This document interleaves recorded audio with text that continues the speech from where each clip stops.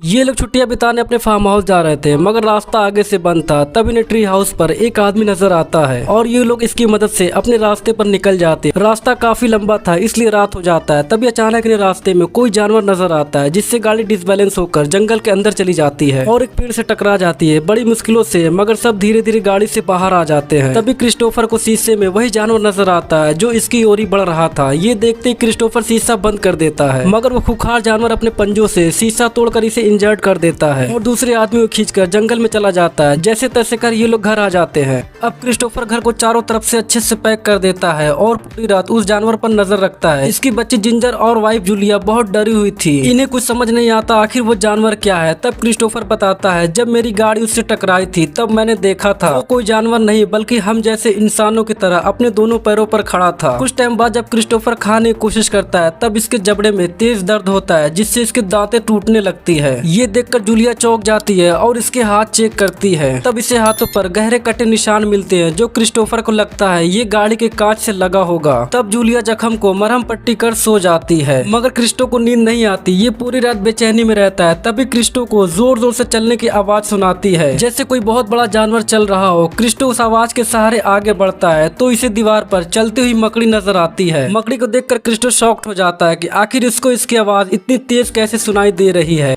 Christo की हालत अब दिन ब दिन बिगड़ती जाती है। इसके चेहरे में बदलाव आने लगते हैं और अब क्रिस्टो अच्छे से बोल भी नहीं पाता, जिससे जूलिया का शक बढ़ जाता है कि वो जख्म कांच का नहीं शायद उस भेड़िया का होगा, क्योंकि अब क्रिस्टो के बाल भी टूटने लगते हैं और अचानक इसके जख्मों से बहुत सारा ब्लड आने लगता है। तब जूलिया जख्म चेक करती है तो देखकर डर जाती है, क्योंकि जख्म पहले से और भी गहरा होता जा रहा था। क्रिस्टो अपने हाथों को देखते ही खुद को रोक नहीं पाता और अपने ब्लड को ही पीने लगता है। ये नजारा देखते ही जूलिया समझ जाती है कि अब यहाँ रहना ठीक नहीं है, इसलिए जूलिया यहाँ से जाने का फैसला करती है और ये इसी रात निकलती है। जैसे ही गाड़ी स्टार्ट करती है तभी वो खूंखार भेड़िया शीशा तोड़कर इन पे हमला कर देता है। शीशा के टूटने से भेड़िया का हाथ इसमें फंस जाता है। इस मौके का फायदा उठाकर ये तीनों तंबू के ऊपर चढ़ जाते हैं, मगर तंबू पर चढ़ना पड़ जाता है भारी, क्योंकि वो आदमखोर भेड़िया इनके इंतजार में नीचे रील्स देखता है और अपने सुंदर पंजों से तंबू को फाड़ने लगता है। तंबू को फटता देख क्रिस्टो समझ जाता है कि अब इस भेड़िया से कैसे बचना, इसलिए क्रिस्टो जूलिया को इशारे में बताता है कि तुम और जिंजर घर में चली जाना, मैं इसे थोड़ा घुमा कर आता हूँ। इतना कहकर क्रिस्टो तंबू से कूदकर भागने लगता है, जिससे जूलिया को मौका मिलते ही जिंजर को लेकर घर में आ जाती है और कुछ देर बाद क्रिस्टो भी आ जाता है। मगर क्रिस्टो पहले से और भी ज्यादा बदल जाता है। इसका शरीर अब धीरे धीरे आदमखोर भेड़िया में बदलने लगता है। क्रिस्टो आदमखोर भेड़िया का रूप ले लेता है। इस वजह से ये अपनी ही बीवी पर हमला करता है, मगर क्रिस्टो के अंदर का इंसान जग जाता है और ये जूलिया को छोड़कर यहाँ से जाने लगता है। तभी वो खूंखार भेड़िया इस पर हमला कर देता है और दोनों में तगड़ी काटम काट मच जाती है। क्रिस्टो भी इस खेल में कमजोर था, इसलिए ये भेड़िया इसे बुरी तरह इंजर्ड कर अपने साथ ले जाने लगता है। तभी जूलिया इस पर हमला कर देती है, जिससे भेड़िया का गुस्सा 7वें आसमान पर पहुंच जाता है और ये अब जूलिया को मारने आगे बढ़ता है। तभी क्रिस्टो एक जोर का झटका देता है और इसे मार देता है। खूंखार भेड़िया के मरने के बाद क्रिस्टो इसके हाथों पर ये निशान देखते ही बौखला जाता है और इमोशनली यहाँ से जंगल में भाग जाता है। तब हमें यहाँ पता चलता है क्रिस्टो ने जिस भेड़िया को मारा था वो भेड़िया कोई और नहीं बल्कि क्रिस्टो का फादर था, जो 30 साल पहले इस जंगल में आया था।